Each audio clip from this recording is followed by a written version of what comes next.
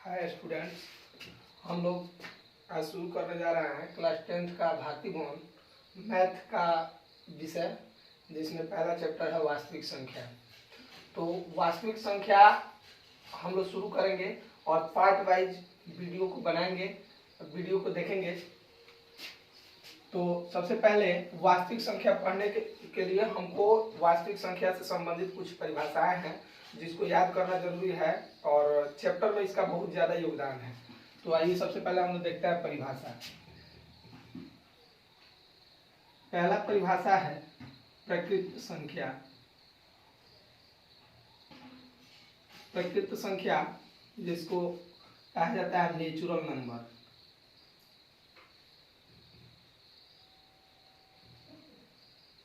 Natural number, तो natural number क्या है?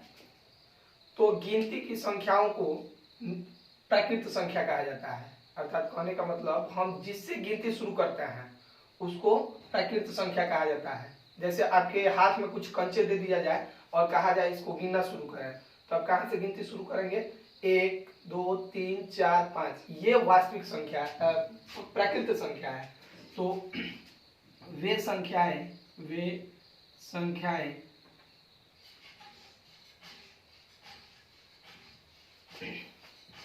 जिनसे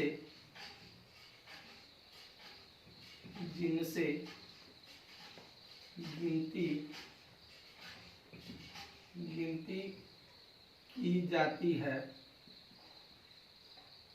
अर्थात गिनती की संख्याओं को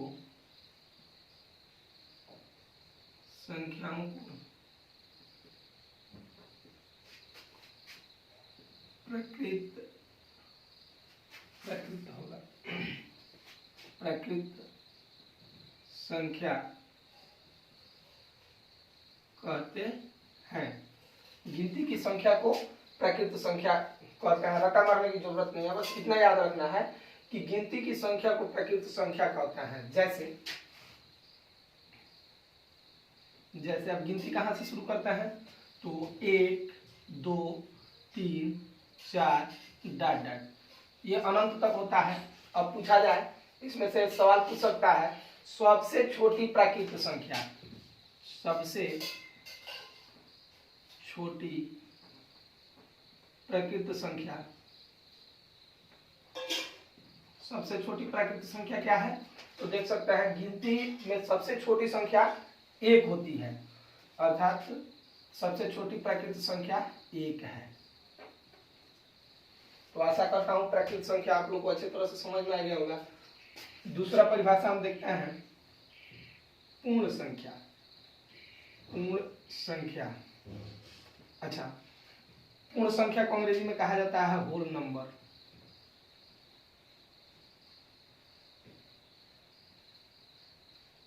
अच्छा, अभी हम बताएं कि अगर आपके हाथ में कुछ कंचे दे दिया जाए और कहा जाए गिनने के लिए, तो आप गिनना शुरू करेंगे 1 2 3 4 आदि, ये सब आप गिनती करेंगे। लेकिन अगर आपके हाथ में कंचे न हो और तब कहा जाए कि इसको गिनती करें, तो आप क्या करेंगे? आपके हाथ में जब कंचे ही नहीं है तो इसका मतलब आपके हाथ में 0 कंचा है। तो इसमें गिनती करने के लिए कभी कभी शून्य का भी जरूरत पड़ता है। तो गिनती की संख्या में अगर शून्य शामिल कर लिया जाए तो पूर्ण संख्या कहलाता है। तो हम लिख सकते हैं गिनती की संख्या में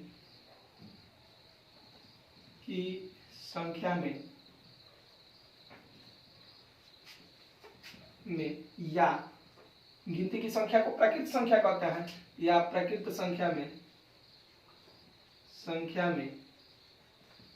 शून्य शामिल करने पर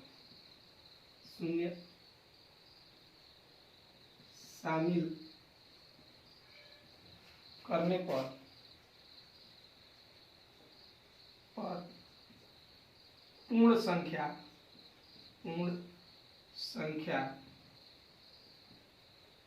प्राप्त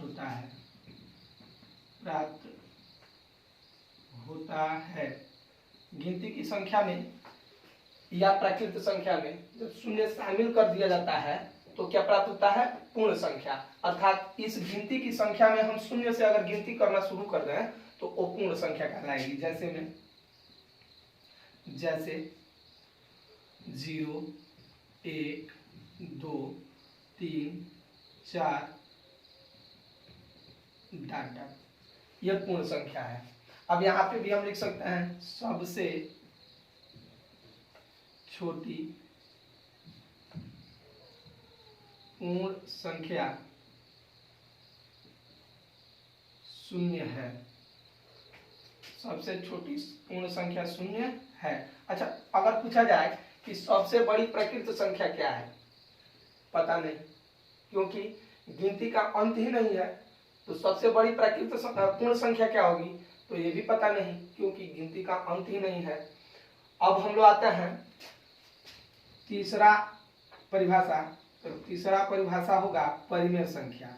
मोस्ट इंपॉर्टेंट है, क्योंकि इसमें ज्यादा परिमेय संख्या का व्याख्या किया गया है। परिमेय संख्या जिसको कहा जाता है रियल रेशनल नंबर।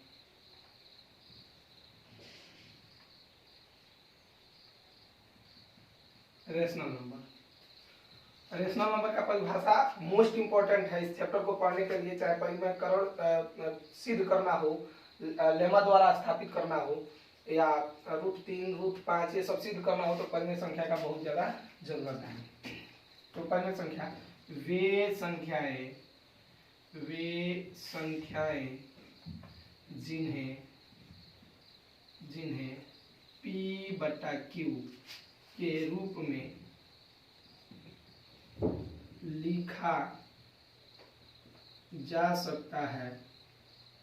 P/Q के रूप में लिखा जा सकता है परिमेय संख्या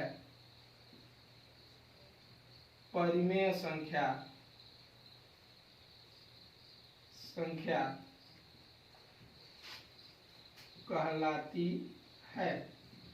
वे संख्याएं जिन्हें P/Q के रूप में लिखा जा सकता है परिमेय संख्याएं कहलाती है। लेकिन यहाँ पे शर्त है, जहां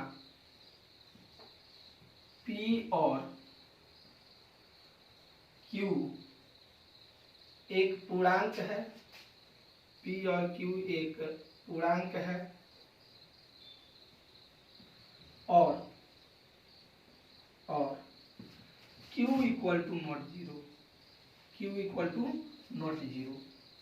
शर्त क्या है, जहां P और Q एक पूर्णांक है और Q equal to not zero. तो वैसी संख्या है जिन्हें P/Q के रूप में लिख सकता है। देखिए यहाँ पे कंफ्यूजन पूरा दूर कर लेना है कि परिमेय और अपरिमेय में अंतर क्या है। देखिए जैसे मैं यहाँ पे लिख रहा हूँ 3/4, तो यहाँ पे P के रूप में P/Q कहने का मतलब P ऊपर 3 है और Q नीचे 4 है, तो ये परिमेय संख्या कहलाएगी। क्योंकि शब्द कह रहा है जहाँ P और Q एक पूर्णांक है, तो ऊपर जो P है 3 ये भी पूर्णांक है, और नीचे Q है वो भी पूर्णांक है। और एक और शर्त है कि Q equal to not zero, Q का मान 0 नहीं होना चाहिए। अगर इसको हम लिख दें 3/0, तो इसका वैल्यू क्या हो जाएगा, 0 हो जाएगा, सॉरी इन्फिनिटिव हो जाएगा, यानी कि ये परिमेय संख्या नहीं रह जाएगा। और अगर ये कहा जाए √3 परिमेय है या अपरिमेय, तो डेफिनेटली ये अपरिमेय है। क्यों? क्योंकि इसे हम P/Q के रूप में नहीं लिख सकते हैं। अगर मान लेते हैं अगर 3 है, 3 परिमेय संख्या है, लेकिन √3 परिमेय संख्या नहीं है। क्यों? क्योंकि इसको नीचे हम 1 लगा सकते हैं, ये P/Q के रूप में हो जाएगा, लेकिन इसके नीचे हम 1 नहीं लगा सकते हैं। क्यों? क्योंकि ये कहा है जहां P और Q एक पूर्णांक है, तो P जो ऊपर है अंश के रूप में ये पूर्णांक है ही नहीं, √3 पूर्णांक नहीं ना है, इसलिए ये परिमेय संख्या नहीं होगा। तो वैसी संख्याएं जिन्हें P/Q के रूप में लिख सकते हैं उन्हें परिमेय संख्या कहते हैं। जहां P और Q एक पूर्णांक है और Q equal to not zero. ध्यान रखना है Q का मान 0 नहीं होना चाहिए, अन्यथा उसका मान क्या हो जाएगा, इन्फिनिटिव हो जाएगा। अब आता है अपरिमेय संख्या।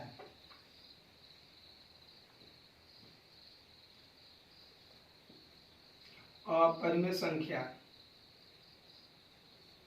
Irrational number.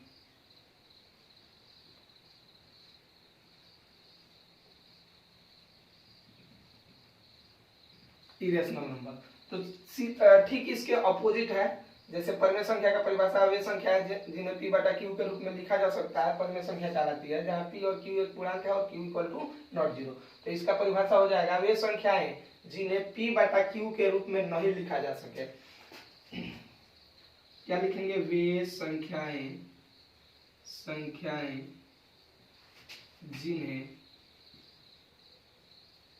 p बटा q के रूप में नहीं लिखा जा सकता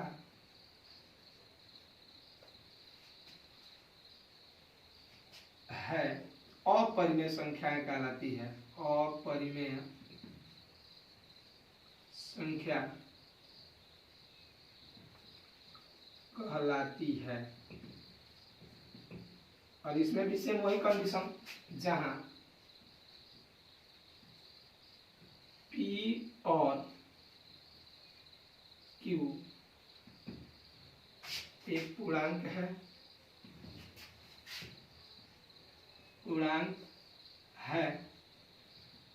और q equal to not zero. जैसे में आ जाएगा, जैसे √3, √5, √2 इत्यादि। कहने का मतलब वे संख्याएं जो रूट में रहे और उसका वर्गमूल न हो सके, परिपूर्ण वर्गमूल न मिल सके। जैसे कि √3 है, √3 का वर्गमूल दशमलव में होता है, तो ये अपरिमेय संख्या है।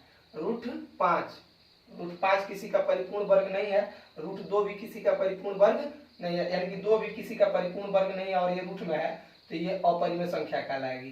अर्थात वे संख्याएं जो रूट में हो और वो किसी का परिपूर्ण वर्ग न हो, वे अपरिमेय संख्या कहलाएगी। इतना याद रखना है, वे कोई भी संख्या हो अगर रूट में है और वह किसी का परिपूर्ण वर्ग नहीं है तो वो अपरिमेय संख्या होगा। बाकी सभी संख्याओं को परिमेय संख्या के रूप में लिखा जा सकता है। जैसे कि यहाँ पे आप देख सकते हैं, अगर लिखा हो 5 लिखा हो तो इसके नीचे 1 लगा सकते हैं, क्या हो जाएगा? परिमेय संख्या p बटा q के रूप में हो गया। रूट मैंने 6 है, 6 के नीचे 1 लगा सकते हैं, ये क्या हो जाएगा? p बटा q के रूप में हो गया। लेकिन यहाँ पे अगर √3 है और नीचे 1 लगा देता है तो भी p बटा q के रूप में हुआ, लेकिन p पूर्णांक नहीं है। यहाँ पे कथन के अनुसार p और q पूर्णांक होना चाहिए, लेकिन p पूर्णांक नहीं है, अतः यह परिमेय संख्या नहीं होगा, अपरिमेय संख्या होगा। तो आई होप दैट कि आप लोग को ये चारों परिभाषाएं समझ में आ गया होगा।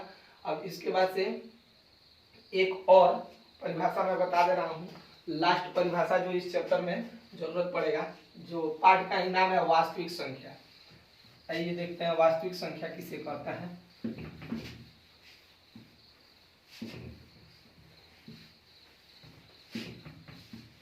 वास्तविक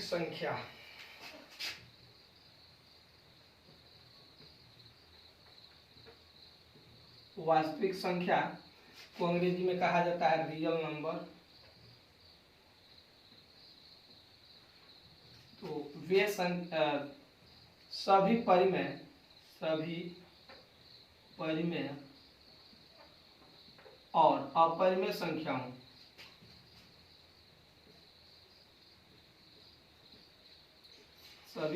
और अपरिमेय संख्याओं के समुच्चय